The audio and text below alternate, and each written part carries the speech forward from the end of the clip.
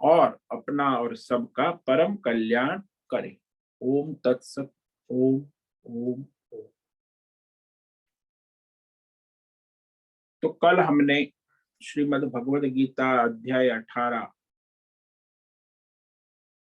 श्लोक नंबर 28 मोक्ष संन्यास योग में भगवान ने तामस कर्ता के 8 लक्षण कहे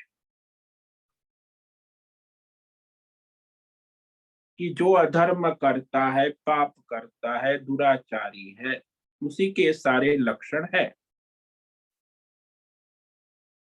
अयुक्त प्राकृत स्तब्ध शठो नैष्कृतिको लसः विषादी दीर्घ सूत्री च कर्ता तामस उच्यते। तो तामस कर्ता भी ये ईश्वरीय योग माया है कि वो भी तामसी करता है, अपने कर्मों से बना हुआ अविवेकी, जो कर्तव्य भ्रष्ट न नित्य नैमित्तिक कर्तव्य कर्म नहीं करता। तो क्या करता? बस मनमानी कुछ भी। तो अयुक्त है,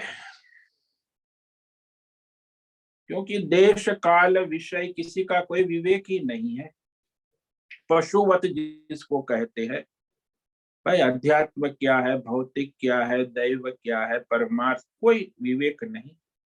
न अपने नित्य कर्म का विवेक है, न नैमित्तिक कर्म का विवेक है, न कर्तव्य स्वधर्म वर्णाश्रम भाई क्या, ब्राह्मण क्षत्रिय वैश्य ब्रह्मचारी गृहस्थ वानप्रस्थ, कोई विवेक ही नहीं, यानी असंस्कृत अयुक्त।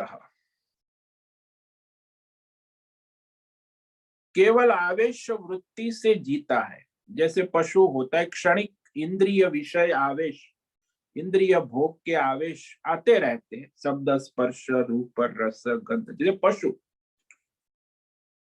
तो पशुवत वह जीता, और बाकी नास्तिक होता है, अयुक्त। देवी शक्ति, परमात्मा, प्रकृति, ईश्वर किसी को नहीं मानता, नास्तिक। और भौतिकवादी जड़ता और भोग विलास में लगा रहता। अयुक्त कहा निरंतर, ये आजकल तो मोबाइल इंटरनेट युग आ गया है, तो निरंतर बस ये 10 इंद्रिय विषय, भौतिक अजद संसार विषय चिंतन करते रहने के उसका चित्त, अंतकरण, इंद्रिया हमेशा विक्षिप्त चंचल रहती। अयुक्त एक के बाद एक के बाद एक विषय चलता ही रहता है, और अनंत विषय है। बाहर भी और आपके अनंत जन्म के संस्कार, भीतर से भी विषय चिंतन होता है, और बाहर से ये तो मोबाइल इंटरनेट गूगल ऑनलाइन, तो बाहर से भी विषय चिंतन होता रहता, दोनों ओर से चलता है। इसीलिए विषय अनंत होने से वह हमेशा विक्षिप्त बना रहता। अयुक्त। और कहा प्राकृत। प्राकृत यानी कोई असंस्कारी, जिसको असंस्कृत अशिक्षित, जिसे हम नादान कहते हैं, कि भाई कोई विवेक ही नहीं, शास्त्र संस्कारों से रहित, अप्राकृत। भाई कुछ सत्संग किया है, कोई शास्त्रीय संस्कार है, शास्त्र पढ़ा है, वेद धर्म शास्त्र, तो उसमें वह धर्म शास्त्र के संस्कार ही नहीं है, जानता भी नहीं, टोटली अज्ञान, ब्लैकआउट, अप्राकृत है। शास्त्र संस्कार, हाँ भौतिक कोई विषयों की, एक विषय की कोई विद्या प्राप्त कर लिया, उसी आधार पर उसका जीवन, न अध्यात्म क्या है, भौतिक क्या है, दैवी क्या है, कोई विषय तत्व को जानता नहीं है, संपूर्णतः शास्त्र संस्कारों से रहित होता है ना। इसलिए प्रकृति के अनुसार अपनी प्राकृत जीवन जीता है, प्राकृत कहा भगवान। तो तामसी कर्ता प्राकृत होता है। तो जैसे जानवर होता है, बालक की तरह, जानवर की तरह जीता है, और ज्यादातर वो जो है भौतिक इंद्रिय विषय भोग की लोलुपता रहती है। धर्म संस्कार से रहित होता है, प्राकृत। इसीलिए कहा प्राकृत है, इसीलिए स्तब्ध भी होता है, स्तब्ध।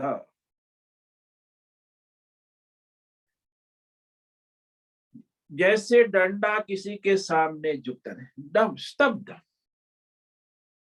माँ बाप के पैर छूना, आचार्य गुरुजनों को आदर देना, ऐसी कोई प्रवृत्ति नहीं, स्तब्ध। किसी को मानता ही नहीं, बड़ा छोटा ऐसा कुछ है ही नहीं, सब समान, स्तब्ध। यानी किसी के सामने इसमें विनम्रता होती ही नहीं। तो इसके ऐसा स्तब्ध होता है कि वह भौतिक शरीर, व्यष्टि मन, सूक्ष्म शरीर और उसकी वाणी में भी नम्रता नहीं दिखती, उद्दंड जैसे कहते हैं, नम्रता नहीं, उच्छृंखल होता है। और वह सूक्ष्म विवेक बुद्धि भी नहीं है। तो मन बुद्धि में भी कोई विवेक नहीं होता भाई, विवेक काम ही नहीं कर रहा है, बुद्धि ठिकाना ही नहीं, तो मन मानी है ना, बुद्धि का विवेक तो है ही नहीं, इसीलिए बुद्धि काम नहीं करती। हाँ, बुद्धि उसके भोग के लिए काम करती है, स्वार्थ के लिए काम, बाकी कोई विवेक, शास्त्र विवेक नहीं। उसे कहे कि भगवान है, राम है, अरे क्या भगवान भगवान, कुछ नहीं है। बोले वेद शास्त्र, अरे वेद वेद क्या, ये सब ढकोसला है। जैसा मैं हूं ऐसा ही ये सब है, मनुष्य सब एक समान है।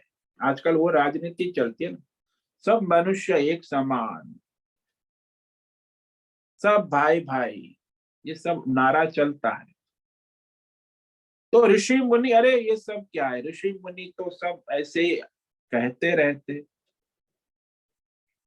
ये ऋषि मुनि जो है, उन्होंने जो वेद शास्त्र लिखा, उसमें जो उनके शास्त्र, स्मृति शास्त्र, उसमें उन्होंने ब्राह्मणों का समर्थन किया है। इसीलिए ये भी सारे ब्राह्मणों के समर्थक है, सब स्वार्थी है, ऋषि मुनि संत ब्राह्मण। और इसलिए धर्म शास्त्र पढ़ते समय भी वो धर्म शास्त्र पढ़ते हैं, लेकिन उसको श्रद्धा नहीं है बुद्धि में। इसीलिए श्रद्धा न होने के कारण नम्रता नहीं होती, इसीलिए वह जो भी पढ़ते हैं, जानते हैं, सुनते हैं, उसमें उतरता नहीं। तो क्या उतरता है, बोले पढ़ते समय वो धर्म शास्त्र, आचार्य संत ऋषि मुनियों में गलतियां ढूंढते रहते हैं। सुनता है लेकिन उसमें अरे ये देखो इसने ये कह दिया, गलती उसको दिखेगी, और गलतियां ढूंढने में माहिर होते हैं। और अपनी मान्यता को सही ठहराने का प्रयत्न कर, मैं हम जो मानते हैं, तो व्यष्टि समष्टि दोनों, ऐसा नहीं मैं एक व्यक्ति की बात, संस्थागत भी ये धर्म है, जैसे इस्लाम है, ईसाई है, सब लोग अपनी मान्यता को ठीक ही है, खुद की मान्यता ही ठीक है, दूसरे जो मानते वो सब गलत है। तो व्यक्तिगत स्तर पर भी ऐसा होता है, समष्टि जो बड़ी बड़ी संस्था है, धार्मिक धर्म संप्रदाय, उसमें भी यही चलता है। बाकी चाहे कितना भी प्रमाण दो, वेद शास्त्र परंपरागत विचार, तो भी वो उसे नहीं मानेगा, दोष ढूंढता ही रहेगा, तिरस्कार करेगा, दोष ढूंढेगा। और करते ये संप्रदाय में भी आजकल तो यही, ईसाई इस्लाम वाली यही, हिंदू धर्म का भी दोष निकालते ही रहते, अपने धर्म में कितने दोष है वो नहीं दिख। और मनुष्य भी ऐसे होते हैं जो दूसरों के दोष देखने वाले को अपने भीतर दोष दिखता ही नहीं। वो तो कबीर जैसे संत है, वो कहते हैं मैं बुरा देखन मैं चला, मुझसा बुरा न कोई। तो मैं संसार में बुरा ढूंढने निकला, तो मेरे से बुरा तो कोई दूसरा मुझे दिखा नहीं। वो संत है, लेकिन वो तो कहेगा असुर के, अरे भाई सारा संसार बुरा बुरा बुरा, मेरे जैसा अच्छा इंसान दुनिया में कोई है ही, मैं ही सबसे अच्छा हूँ, श्रेष्ठ हूँ, और मुझ जैसा कौन है। तो ऐसे जब श्रद्धा नहीं होती है तो उसे धार्मिक शिक्षा, आध्यात्मिक शिक्षा, दैवी शिक्षा, पारमार्थिक शिक्षा, वो श्रद्धा नहीं है तो वो उसका विपरीत अर्थ ही करता है अपने मन मन। जैसे भगवत गीता है, वो परंपरागत आचार्य परंपरा से पढ़ी है, लेकिन वो बुद्धिजीवी है ना, इसलिए भगवत गीता पर 3000 टीकाएं हैं। सब लिखते बुद्धिजीवी, थोड़ा कुछ बुद्धिमानी है, पढ़ा लिखा है। तो मन बुद्धि में श्रद्धा न होने से यह शास्त्र पढ़ना संभव नहीं होता। मैं शास्त्र को पढ़ना है तो श्रद्धा विवेक आवश्यक है, लेकिन इस प्राकृत मनुष्य का नारा होता है कि सब एक समान है, मनुष्य मनुष्य सब एक है, न स्त्री पुरुष, न ब्राह्मण क्षत्रिय वैश्य शूद्र, सब एक है। ये ऋषि मुनियों ने सब भेद भ्रम खड़े कर दिए, स्त्री पुरुष, और ये ब्राह्मण क्षत्रिय वैश्य, ये ब्रह्मचारी गृहस्थ वान, ये ऋषि मुनियों ने सब सारा असमंजस खड़ा कर दिया है। तो ऋषि मुनि को ऐसे उनका विरोध तिरस्कार भी करते हैं। तो समझता है कि ये सब सामान्य ऑर्डिनरी, हमसे भी नीचे बिना बुद्धि वाले थे, हम तो समझदार है, बुद्धिमान है, बुद्धिजीवी है। विवेकी नहीं होते बुद्धिजीवी, आजकल जो सेक्युलर बुद्धिजीवी कहते हैं ना वो। तो बुद्धिजीवी ऋषि मुनियों की बात को भी नहीं मानते, समझते हैं कि मैं जो जानता हूं वही सही है। स्तब्ध, यानी ऐसे दुराग्रही जिद्दी होते हैं, अक्कड़, कभी कहीं बातों में भी झुकना नहीं, बात भी बड़ी काटेंगे फाटेंगे, बातों में झुकेंगे नहीं, विचारों में झुकेंगे नहीं, कर्म में झुके, तीनों स्तर पर मन वचन कर्म से कहीं झुकना ही नहीं, काटना ही है। श्रद्धा भी नहीं है, नम्रता भी नहीं है। फिर कहा शठ,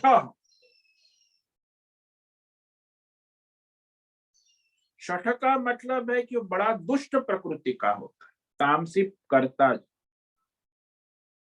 वो आध्यात्मिक भौतिक दैवी उसके पास जो ज्ञान होता है, उससे ज्ञान से वो दूसरे का कल्याण करने का नहीं सोचता, अपने ज्ञान से दूसरे को ठगने का प्रयास करता।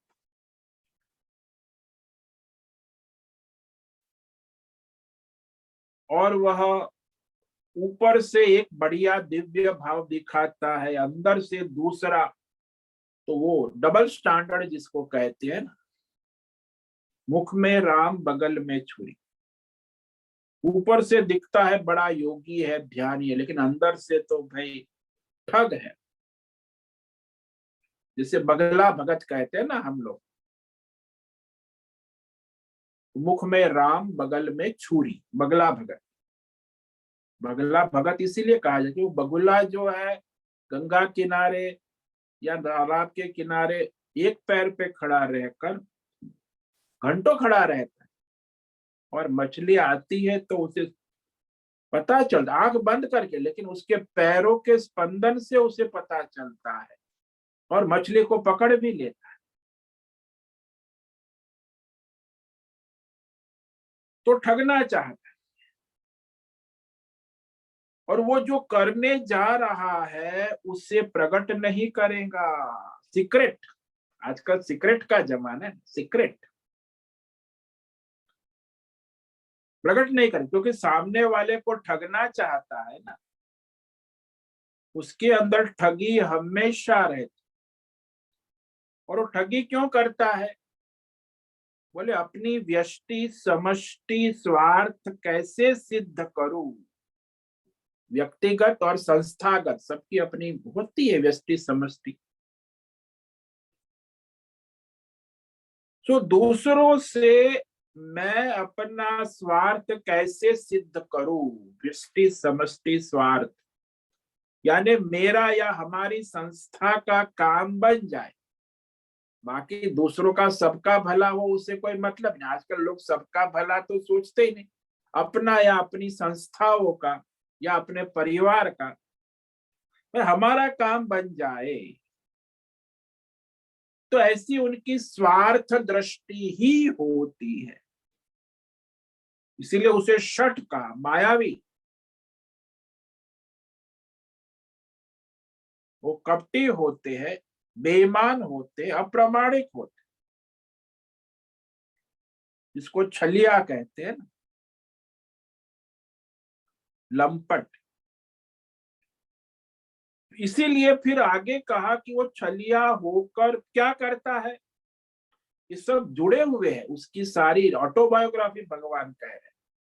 तामसी कर्ता का ये सारा जो सारे 8 लक्षण है, वो उसकी ऑटोबायोग्राफी है, उसके सारे जुड़े हुए कड़ी, सब 8 कड़ी उसके साथ। अब शठ और मायावी होकर वो यह क्या करता है, नैष्कृतिकः,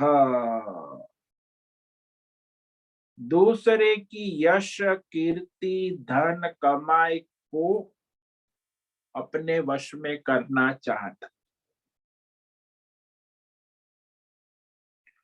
या तो फिर दूसरे की जो कोई कमाई है, प्रगति है, उसमें बाधा उत्पन्न करना चाहता, यानी दूसरे को आगे बढ़ने नहीं देना है। कमाई या तो यश या तो कीर्ति में बाधा उत्पन्न, परवृत्ति छेदन कर कहा है कि दूसरों की बुराई करना, दूसरों को काटना, इसकी प्रकृति है। या तो कोई दूसरे किसी धर्म कार्य में मदद कर, उसमें भी वो टांग अड़ाएगा, अरे धर्म कार्य क्या है, दान वान देना नहीं चाहिए, ये सब आश्रम मंदिर सब लुटेरे, तो धर्म कार्य में मदद तो नहीं करेगा, लेकिन कोई धर्म कार्य कर रहा है तो उसमें रुकावट डालेगा, उसमें उसको बड़ा मजा आता है। खुद तो नहीं करेगा धर्म कार्य, लेकिन दूसरा कोई कर रहा है तो उसमें रुकावट डालने का सारा प्रयास कर, उसे बड़ा मजा आएगा। अरे क्या तुम मंदिर, अरे मंदिर अब क्या जाने का जमाना है आजकल, तो भाई चलो फिल्म देखने जाते हैं, फिल्म में 3 घंटा मैं टिकट ले लेता हूँ, चलो मंदिर में क्या रखा है। तो ऐसे वो उसको लालच भी देगा, धर्म कार्य करने से विपरीत अपने, तो स्वयं तो धर्म नहीं करेगा लेकिन दूसरों को करने नहीं देगा। ये भी ठगी है एक प्रकार की। आजकल ऐसे भी ठग बहुत है दुनिया में, जो स्वयं धर्म नहीं करते, दूसरों को धर्म कार्य करने में ठगते हैं, उसकी श्रद्धा को ठगते हैं। और फिर कहा ठग कर दूसरों को कष्ट देना, और दूसरे कष्ट होते हैं या दूसरों का कुछ हानि होता है तो उसमें उसे बड़ा मजा आता है। तामस व्यक्ति का सुख ही ये है कि दूसरों को कष्ट देना, उससे हानि पहुंचाकर स्वयं खुश होना, और उसकी बुद्धि चलती भी है वैसे, तो उसे शठ नैष्कृति क्लस कहा कि नैष्कृति बिना कारण बस दूसरों को हानि पहुंचाना, उसको मजा आता है। लोगों को तकरार करना, झगड़ा करना, आपस में लड़ाना, व्यष्टि समष्टि स्तर पर भी ये नेता लोग, तो इस तरह वह बिना कारण नैष्कृतिक।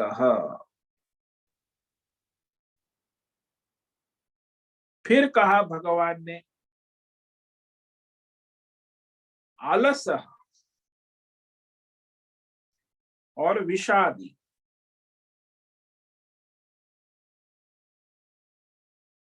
तो आलसी होता है,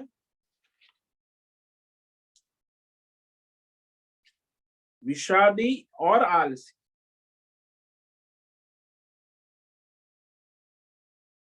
विषादी का मतलब है कि शोक, उसे संतोष नहीं होता कभी भी।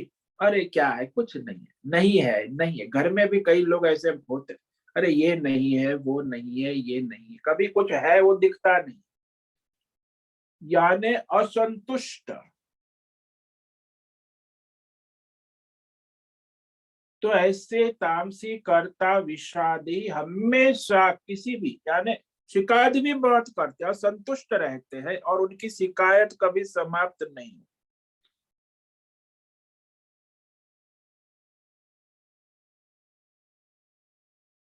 और भी कहते हैं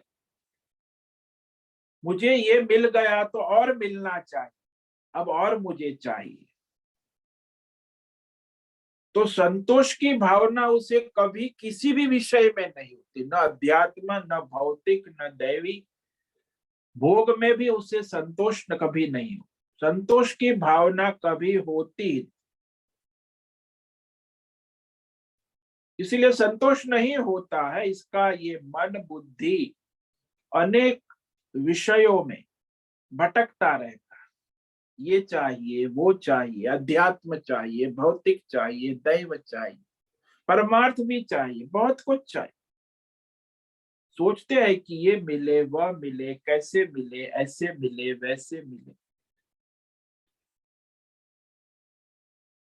तो हमेशा विषाद में, असंतोष में ही रहते, पर हाय हाय करते, हाय हाय, हाय हाय, मुझे ये नहीं मिला, मुझे वो नहीं, मेरा जीवन बर्बाद हो गया, वो भी तुम्हारी वजह से हो गया, तुम्हारे साथ मैंने विवाह किया, मैं तो बर्बाद हो गई, ये नहीं मिला, वो नहीं। पहले एक दूसरे को दोष देते, पति पत्नी, भाई बहन, माता पिता, मालिक नौकर, मुझे क्या मिला। पहले लोगों को संतोष होता था कि भाई चलो, दो वक्त का भोजन, रोटी, कपड़ा, मकान दे दिया है भगवान ने, संतोष से रहो, जो भी है प्रारब्ध के अनुसार मिलेगा। लेकिन आज के भौतिक युग में अब तो असंतोष की बाढ़ आ गई है। इंटरनेट, मोबाइल, नई नई चीजें आती, ये चाहिए, वो चाहिए, मोबाइल में और मार्केट लगी हुई, घर बैठे आप मार्केटिंग करो, तो संतोष तो होना ही नहीं। असंतोष की बाढ़ चल रही है। और जो मनुष्य 5,000 कमाते वो भी कहता है कि पूरा नहीं हो रहा है, 10,000 कमाते वो भी कहता है पूरा, लाख कमाता है वो भी कहता है, करोड़ कमाता है वो भी कहता है पूरा नहीं हुआ, और अरबपति है वो भी खर्चा पूरा नहीं हो रहा है। तो ये सब कमाने वाले में यही शिकायत होती है कि खर्चा पूरा नहीं पड़ता है, अरे बड़ी महंगाई है, महंगाई सबको लगती है, ये शिकायत करते ही रहते। ये सरकार ऐसी है, वैसी है, महंगाई बहुत बढ़ गई। महंगाई कहाँ बढ़ी, तुम्हारा भोग विलास बढ़ गया, तुम्हारे खर्चे बढ़ गए, उसकी और कोई विचार नहीं करेगा। हम यहाँ संयम नियम से रहे। प्रकृति देती है, आवश्यकता के अनुसार सबको देती है, लेकिन आपकी भोग विलास और लोभ लालच की पूर्ति के लिए तो प्रकृति नहीं दे, वो आपके कर्म के हिसाब से देगी। तो विषादी होता है, असंतुष्ट। और फिर अलस कहा, अलस जो वर्तमान में नित्य नैमित्तिक अपने स्वधर्म कर्तव्य कर्म है, उस कार्य करने में हमेशा वो आलस करते, यानी बाद में करे, समय पर कोई कार्य नहीं करेगा, इसको आलस कहते। उसके जीवन में कोई टाइम टेबल नाम की चीज ही नहीं होती। कभी भी नहाएगा, कभी भी सोएगा, कभी भी खाएगा, कभी भी कुछ भी करेगा। नित्य कर्म उसका है भाई, तू भाई सुबह उठ के नहा, अरे नहाने का तो कभी जल्दी उठ के नहा लेगा, कभी 12 बजे नहाएगा। यहाँ भी हमारे विद्यार्थी मैं देखता हूँ, मेरी बात, उसका कोई टाइम ही नहीं होता। एक बार तो रात को 2 बजे नहा रहा, मैं बोला अभी नहा रहा है, कोई टाइम टेबल नहीं होता, कभी भी, जैसे कभी 2-4 दिन में एक बार नहा लेते। नित्य कर्म में कोई टाइम टेबल नहीं, नैमित्तिक कर्म है उसमें भी कोई नियम, और अपना स्वधर्म करते उसका तो उसे होश ही नहीं। यानी कोई समय देश काल का कोई विवेक ही नहीं कि इस स्थान में मुझे मेरा कर्तव्य क्या है। विषय को प्राप्त करने के लिए चाहे वो आलसी है ना, मेहनत करनी पड़ेगी ना। भाई सुबह इस सर्दी के मौसम में उठ के 4 बजे स्नान करना नियम से, शास्त्रों के कष्ट होता, कसरत करना, योग प्राणायाम करना, इसके लिए तो कोई है ही नहीं।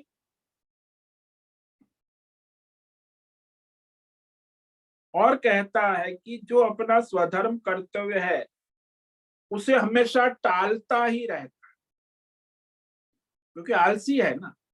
करेंगे करेंगे, अब ये करना है, वो माँ कहेंगी, दूसरे भी उसको कहेंगे उस, हालांकि आपका कर्तव्य, आपका नित्य कर्म है, आपका नैमित्तिक कर्म है कि आपका काम है, लेकिन वो माँ कहेंगी, बहन कहेंगी, भाई अरे कर ले कर ले, नहीं करेगा।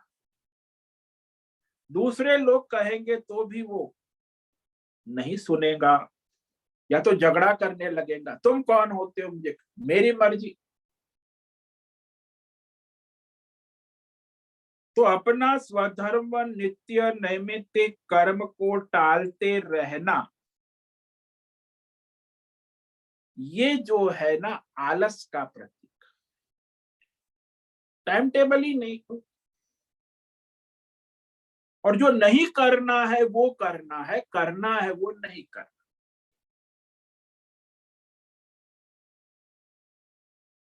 उसको कहे कि भाई सुबह 4 बजे उठ के स्नान करना, तो कहे ये सब क्या है, नॉट प्रैक्टिकल। अरे व्यावहारिक, ठंडी की सीजन है, ये व्यावहारिक प्रैक्टिकल बात कहो ना। तो कहे सुबह 4 बजे फ्लाइट पकड़नी है, लंदन की 4 बजे की फ्लाइट, हाँ लंदन की फ्लाइट 4 बजे की, वो प्रैक्टिकल है। 4 बजे की फ्लाइट में तो छूट जाएंगे, तो वो प्रैक्टिकल है। बाकी सुबह 4 बजे उठ के ध्यान भजन करना, स्नान करना, ये प्रैक्टिकल नहीं। फ्लाइट पकड़ना प्रैक्टिकल। तो इस प्रकार उनकी बुद्धि की ऐसी सोच होती है, वेद शास्त्र धर्म प्रवृत्ति के विरुद्ध में ही चलते, और वो कहेगा ये सब प्रैक्टिकल नहीं है, व्यावहारिक नहीं। आज के जमाने, पुराने जमाने की घिसी पिटी बात है, हमेशा कहेगा व्यावहारिक नहीं है।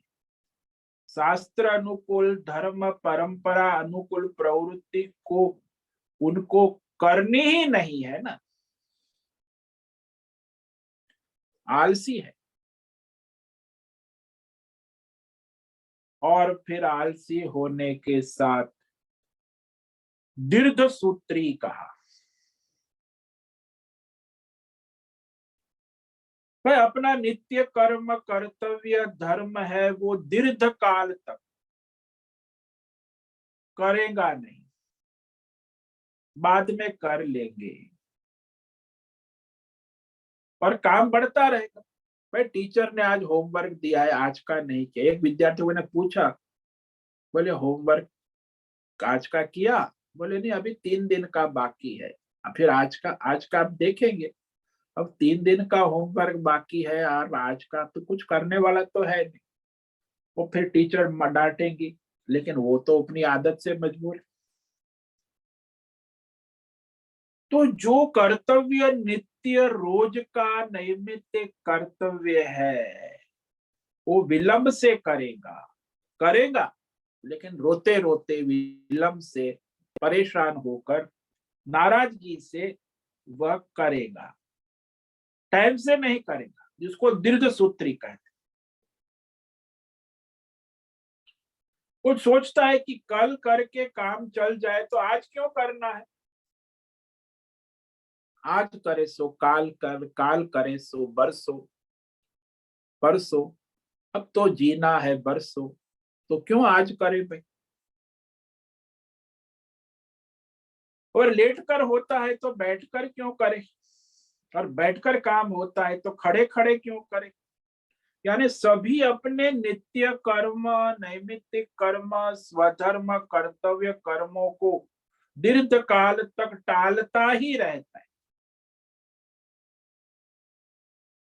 टालता तो है लेकिन सोचता बहुत है, ये करूंगा, वो करूंगा, ऐसा करूंगा, वैसा करूंगा, तारे तोड़ के ले आऊंगा, लेकिन यहाँ तो कोई ठिकाना है ही नहीं।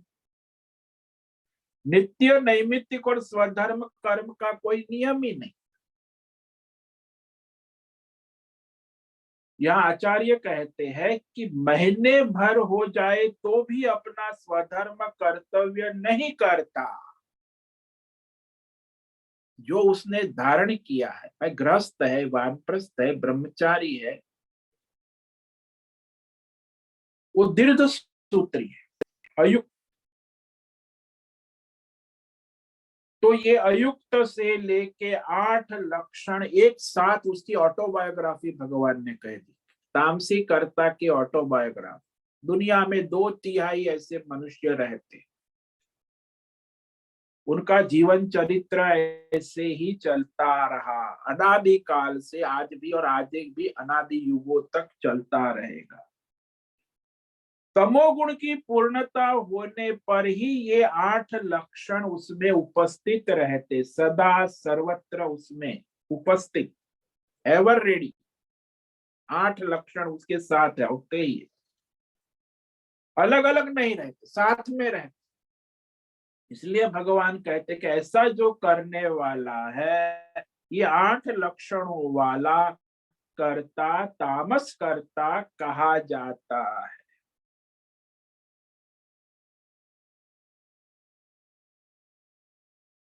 और कोई निर्णय उसके जीवन में अपने लिए भी नहीं करता, दूसरों की तो बात छोड़ो, निर्णयों को मौकूफ रखता है। कल करेंगे, बाद में देख लेंगे। तो उसको कहते हैं ना वो, कि वो क्राइसिस मैनेजमेंट, सर्वाइवल मैनेजमेंट, वो आजकल कहते हैं ना।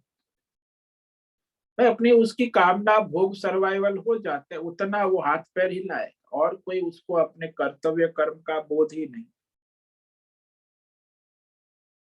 तो ये तामस कर्ता कहा जाता है। अब कहा भगवान ने कि जो भगवान ने कहा था कि मैं तुम्हें ये कर्ता का रहस्य, 6 बात कही, 6 विषयों के विषय में भगवान ने संकल्प किया था। श्लोक नंबर 18 और 19 में, इसी अध्याय में, ज्ञाता ज्ञेय परिज्ञाता करणम कर्म करते थी, ये जो भगवान ने कहा था 6 विषय, ज्ञान, ज्ञेय, परिज्ञात, करण, कर्म, कर्ता। तो इसमें भगवान ने ज्ञान को बता दिया, 3 प्रकार के सात्विक राजसिक ज्ञान ज्ञाता के विषय में, 3 प्रकार के कर्म और कर्ता के विषय में भी बता दिया।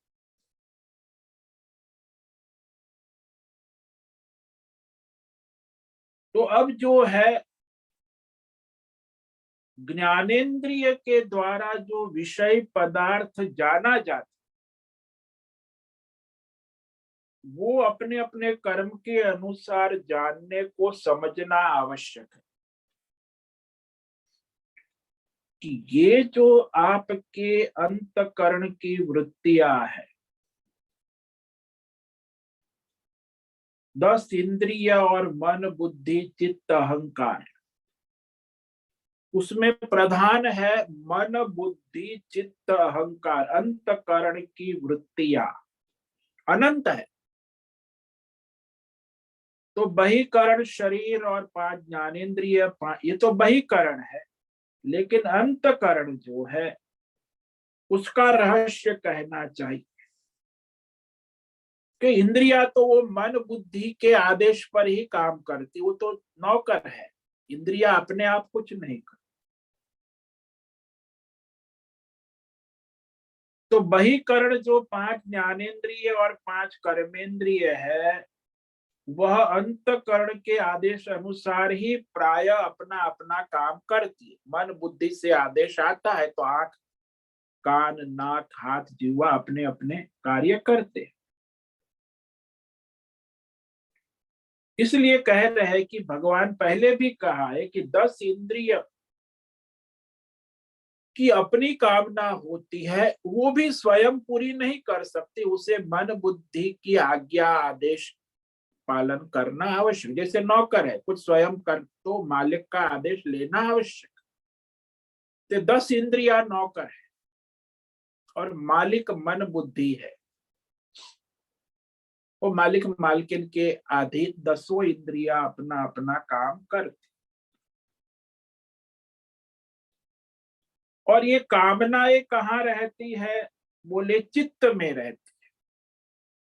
और वो अनंत जन्मों के संस्कार के अनुसार बाहर से और अंदर से उत्पन्न होती है कामनाएं। और उस कामना के अनुसार फिर वो अपने संस्कार के अनुसार उसके मन बुद्धि में कामनाएं जो उत्पन्न हो रही है, उसी अनुसार फिर वह इंद्रिया काम करने लगती।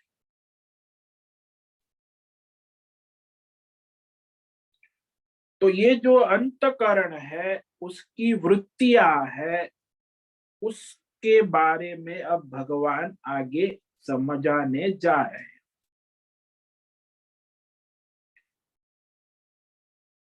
तो बुद्धि, मन बुद्धि में उसका स्वरूप और उसकी वृत्तियां अनंत वृत्तियां है।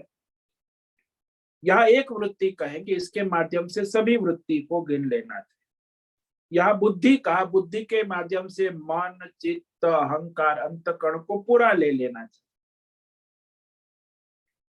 तो 3 गुण के अनुसार बुद्धि और उसकी वृत्तियों को समग्र रूप से बताने जा रहे हैं।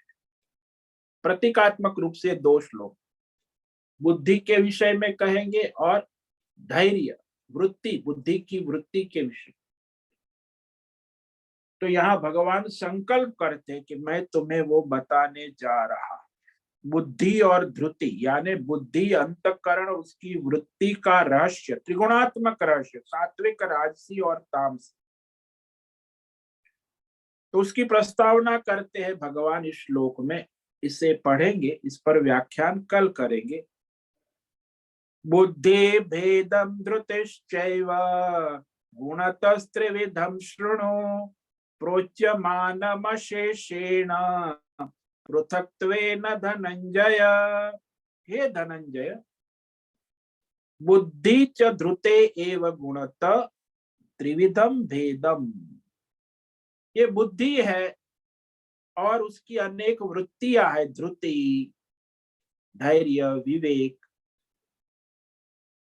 तो अनेक प्रकार की वृत्तियां है, धारणा शक्ति है। 3 गुण अनुसार 3 प्रकार के रहस्यमय भेद है। मया, मैं, मेरे द्वारा, पूर्ण रूप से, यथार्थ रूप से, ज्यों का त्यों, भिन्न भिन्न विभाग पूर्वक, सात्विक, राजसी, तामसी और मन, बुद्धि, चित्त, अहंकार, उसकी अनेक वृत्तियां, तो विभाग पूर्वक कहा जा रहा है। तो उसे तुम सुनो, सावधानी पूर्वक विवेक करो, परीक्षण करो, निरीक्षण करो, आत्मविश्लेषण करो। सूक्ष्म विवेक है। तो इस पर हम कल व्याख्यान करेंगे। तो आज जो कहा, जिसमें भगवान ने तामसी कर्ता की ऑटोबायोग्राफी बता दी और ये सब लक्षण उसमें जन्म से मरण तक होते, जैसे कुंभकर्ण रहा तामसी कर्ता, अधर्म, पाप और ढोंग पाखंड में ही पूरा जीवन चलता है।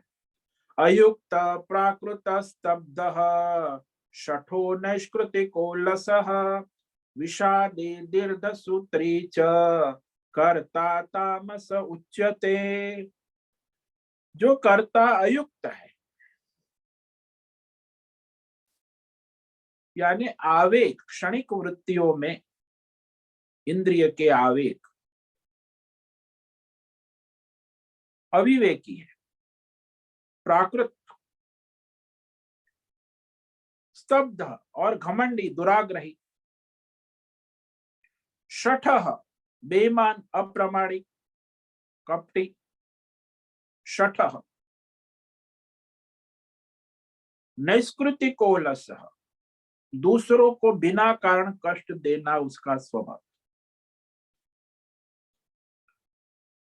धर्म कार्य में बाधा उत्पन्न करना उसका स्वभाव। तिरस्कार करना, व्यष्टि समष्टि, विषादी और असंतुष्ट, हमेशा असंतुष्ट है।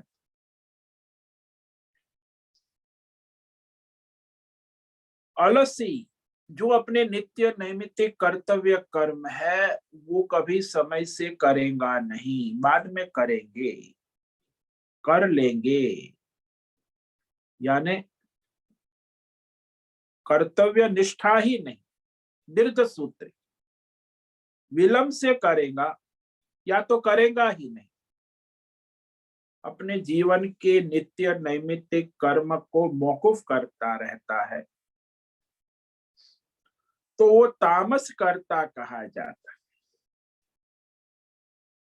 ओम नमो नारायणाय, ओम नमो नारायणाय, ओम नमो नारायणाय, ओम नमो नारायणाय, ओम नमो नारायणाय।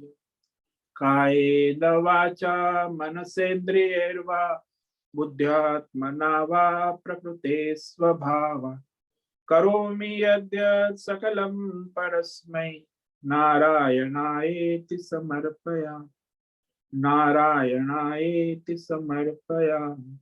ओम सर्वे भवन्तु सुखिनः, सर्वे सन्तु निरामयाः, सर्वे भद्राणि पश्यन्तु, मा कश्चित् दुःखमाप्नुयात्, अस्तो मा सद्गमय, तमसो मा ज्योतिर्गमय, मृत्योर्मा मृतंगमय। ओम पूर्णमद पूर्णमिदं पूर्णात् पूर्णमुदच्यते पूर्णस्य पूर्णमादाय पूर्णमेवावशिष्यते। ओम शांति शांति शांति। शंकरं शंकराचार्यं केशवं बादरायणं सूत्र भाष्य कृतो वंदे भगवन्तौ पुनः पुनः। ईश्वरो गुरुरात्मेति मूर्तिभेद विभाग व्योमवद्व्याप्तदेहाय दक्षिणामूर्तये नमो। ओम गुरुभ्यो नमो नमः। ओम तत्सत् ब्रह्मार्पणमस्तु। ओम ओम ओम।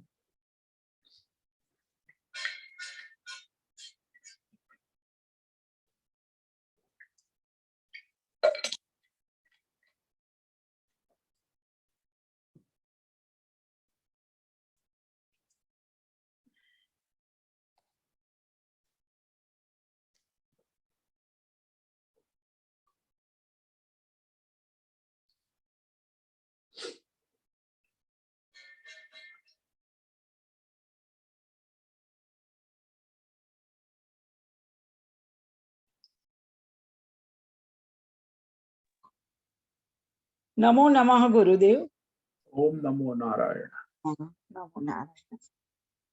तामसी प्रकृति के विषय में बताए, मैं दीर्घ सूत्री में दीर्घ समय होता है, तो सूत्र किसके लिए प्रयोजा गया है? सूत्र उसके निर्णय निर्णय जो है ना वो मौकूफ करता है ना अपने कर्म के। जो जैसे शादी ब्याह करना है तो मौकूफ करेगा। निर्णय जो टाइम से लेना है अपने कर्तव्य नित्य कर्म, तो वो अनिर्णायक स्थिति में ही होता है ना। कर्तव्य कल करेंगे, कोई निर्णय भी नहीं, कल करेगा कि अनिश्चयात्मक बुद्धि जिसको कहते हैं, अनिश्चयात्मक बुद्धि, वो अपने ही नित्य कर्म कर्तव्य कर्म अपने स्वधर्म में ही अनिश्चयात्मक होता है, वो दीर्घ सूत्री। हाँ स्वामी जी, पर ये तो सभी ये लक्षण कभी कभी अपने लिए अच्छे भी हो जाते हैं ना, थोड़ा मौकूफ रखने से कभी काम अच्छा भी हो जाता है ना। नहीं नहीं नहीं, कर्तव्य स्वधर्म अपनी जो निर्णय करना है उसे उचित निर्णय करोगे समय से, तब जाके आपकी प्रगति होगी आध्यात्मिक बहुत। नहीं तो ये निर्णय मौकूफ करोगे तो अनिर्णायक स्थिति में आप तमोगुण में ही रहोगे ना। कोई भी निर्णय समय से हो गया तो ठीक है। नित्य कर्म है, आपका कर्तव्य कर्म है, नैमित्तिक कर्म है। मानो आपको कहीं जाना है आपके किसी, तो वो निर्णय आपको करना होगा। नैमित्तिक कर्म, नित्य कर्म और स्वधर्म कर्तव्य प्रतिक्षण आते रहते, जो आपके लिए निर्धारित है। मानो कि आप ब्राह्मण है तो आपको वेद पाठ करना कर्तव्य है। कहेंगे नहीं अभी तो मैं जॉब करूंगा, कंप्यूटर पढ़ूंगा, तो ये तो फिर हो गया ना। बाद में वेद पाठ पढ़ेगी, बाद में क्या पढ़ेगा, 60 साल के बाद पढ़ेंगे। अभी रिटायर्ड हो जाएंगे तो फिर टाइम मिलेगा तो पढ़ लेंगे। ऐसे टाइम मिलेगा तो वो भी अपना कर्तव्य स्वधर्म है, वो भी वो टाइम मिलेगा। लेकिन जो नहीं करना है वो करेगा। जो कर्तव्य नहीं है, जो स्वधर्म नहीं है, तो परधर्म में लगा रहेगा ना, वो दीर्घ सूत्र। स्वधर्म को मौकूफ रखेगा और परधर्म को करता रहेगा। अभी समझ में आया। हाँ, अभी बराबर समझ में आया। दूसरे काम करते हैं पर ये छोड़ देते हैं। हाँ, धर्म कार्य अपना स्वधर्म है, अपना धर्म कार्य, अपना नित्य कर्म है, उसी को छोड़ दूसरे परधर्म में लगे रहते। हाँ, धन्यवाद स्वामी जी।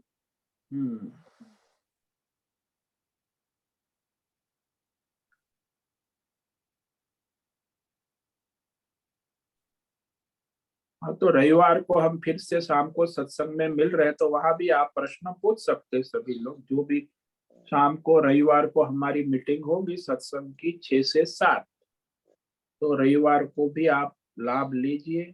जो लोग सुबह आते हैं तो रविवार को शाम को भी यदि आपको अनुकूल है तो 6 से 7। तो अभी आज शुक्रवार हो गया, परसों फिर रविवार को शाम को 6 से 7 भी, सुबह भी होगा। और शाम का तो सत्संग हमारा वीकली हफ्ते में एक बार होगा, तो उसका लाभ ले और लेवा दे।